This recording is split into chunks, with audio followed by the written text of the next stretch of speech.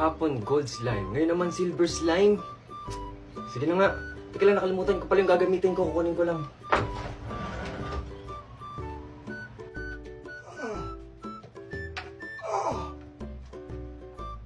Bakit may bukas na cellphone dito?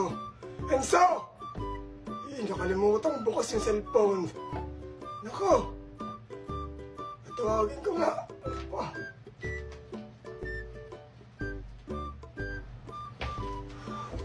Ito na yung kakailanganan natin para makagawa ng silver slime. Pero parang may tumatawag sa akin kanina. Si Lolo ba yun? Nakita niyo ba siya? Mamaya na nga. Simulan na natin to.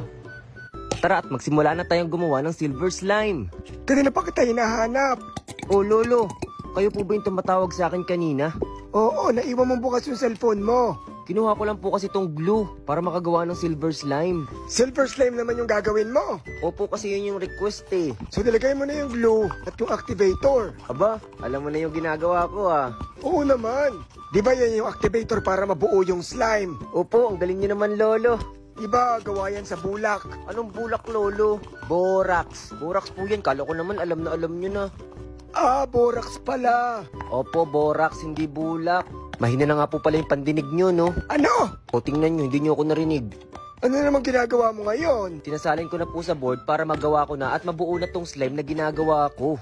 Ano ba yan? Bakit ganyan yung itsura? Oh, Lolo, mag-ingat kayo sa sasabihin nyo, ha? Baka mabash kayo. Ano ba yung bash? Yung ba yung sinasakyan?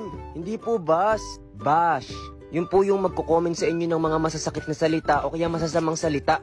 Talaga may ganon? Opo, may mga ganon po dito lalo na sa online. Siyempre po, hindi nyo po nararanasan yan noong unang panahon. Oo, hindi namin nararanasan yan kasi wala namang internet.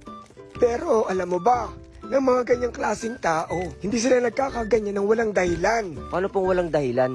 May mga pinanguhugutan yung mga yan. Kung ano yung nasa paligid nila, yun yung nagiging sila. Kung masasakit at masasama ang lumalabas sa bibig nila, ayun din yung naririnig nila o ginagawa sa kanila. Ah, ganun po pala yun? Kung palamura ang mga magulang nila at masasakit magsalita, ay magiging ganun din ang gagawin nila sa ibang tao. So nagre-reflect lang po kung ano yung ginagawa sa kanila o nakikita nila, Lolo? Oo, ganun na nga. Yung iba naman, hindi napapansin. O walang pumapansin, kaya gustong magpapansin. Kawawa naman po pala sila, no? Pero bago po natin ituloy yung kinikwento nyo, Lolo, tingnan nyo na buo na yung slime na ginagawa ko at nilagyan ko na ng silver glitters. Ang ganda, no? Parang yung gold kahapon. Oo nga po, yun po yung request kahapon. Silver naman daw. Ang galing mo naman gumawa ng ganyan. Kahit hindi ko maintindihan kung anong meron dyan sa slime na yan.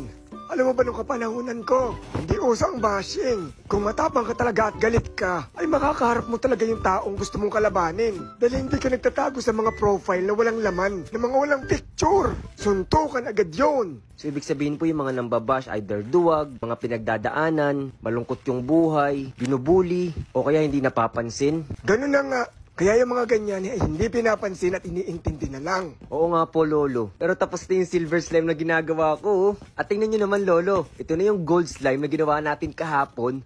At yung silver slime. Ang ganda parehas. Pero ano kaya yung mas maganda, no? Pumili nga kayo. Team Gold o Team Silver? Alis muna ako. Sige po, Lolo.